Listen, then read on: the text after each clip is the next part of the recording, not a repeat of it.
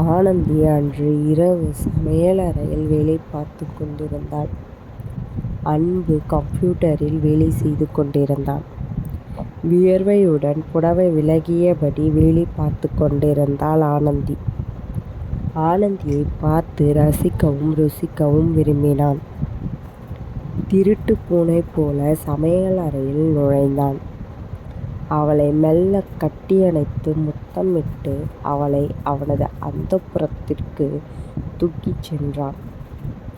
அவனது ஆசை தேவையை பூர்த்தி செய்தான். பிறகு இருவரும் மனம் விட்டு பேசத் தொடங்கினார்கள். என்னங்க, நான் ஆன்லைனில் ஒரு ட்ரெஸ் பார்த்துருக்கேன், எனக்கு வாங்கி தரீங்களா? ரேட் எவ்வளவு? 500 ரூபா தாங்க. இப்போ வேணாடி, அவ்வளோ காசு இல்லை. இந்த ஒரு முறை மட்டும் வாங்கி கொடுங்க, அப்புறம் நான் உங்ககிட்ட எதுவுமே கேட்க மாட்டேன். காசு இல்லடி. அப்போ சம்பாதிக்கிற காசெல்லாம் என்னதாங்க பண்ணுறீங்க? உனக்கு என்ன தெரியும் வீட்டில் என்னென்ன செலவு இருக்குன்னு? சொல்லுங்க, சொன்னாதானே தெரியும். மௌனமாக இருந்தான்.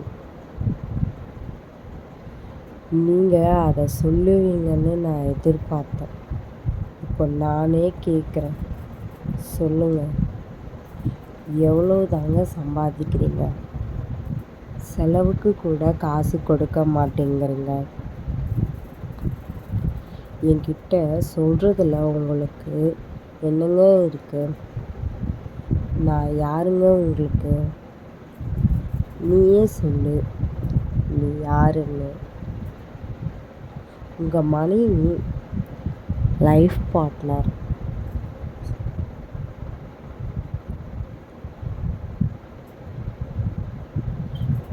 Better half, soulmate. ஏளனமாக சிரித்தான். ஆனந்தி மனம் உடைந்து போய் நின்று அவனையே பார்த்து கொண்டிருந்தாள். சிறிது நேரம் கழித்து அவனிடம் சொல்கிறாள், நான் ட்ரெஸ் பார்த்தது எனக்கு இல்லைங்க, உங்களுக்கும் நம்ம பையனுக்கும் தாங்க. 2 பேரும் ஒரே மாதிரியாக ட்ரெஸ் போடணும்னு நான் ஆசைப்பட்டேங்க. ஆசைப்பட்டதும் தப்பு தான். உங்ககிட்ட வந்து காசு கேட்டதும் அதை விட பெரிய தப்பு தான். என்னை மன்னிச்சிடுங்க. நான் உங்கள் மனைவி, லைஃப் பார்ட்னர், பெட்டர் ஆஃப், சோல்மேட்னு சொன்னதுக்கே மூஞ்சி உங்களுக்கு அப்படி போகுதா? அப்போ நான் உங்கள் மனசில் வேற யாரோவாகத்தானே இருக்கேன்.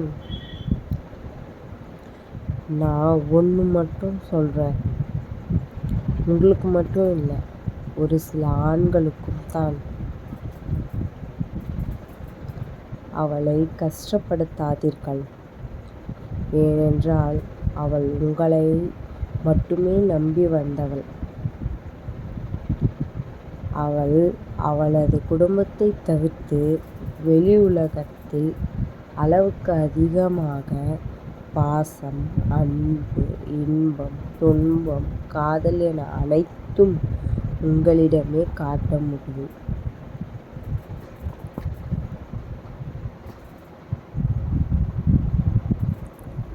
அவளை ஏங்க வைக்காதீர்கள். பின்பு அவள் இல்லாத காலத்தில் நீங்கள் ஏங்கி போய் நிற்கும் நிலைமை வரும். ஒரு முறை அவளுக்காக வாழ்ந்து பாருங்கள். பிறகு சொர்க்கத்திலேயே உங்கள் வாழ்க்கை மாறும். அதை தவிர்த்து உங்களது ஆசை தேவைக்கு அவளை பயன்படுத்தாதீர்கள்.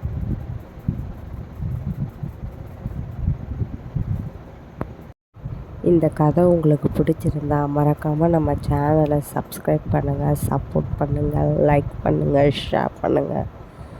தேங்க்ஸ் ஃபார் வாட்சிங். இது போல் நிறைய கதைகள் தொடர்ந்து நம்ம சேனலில் வரப்போகுது. ஸோ வெயிட் பண்ணி பாருங்கள்.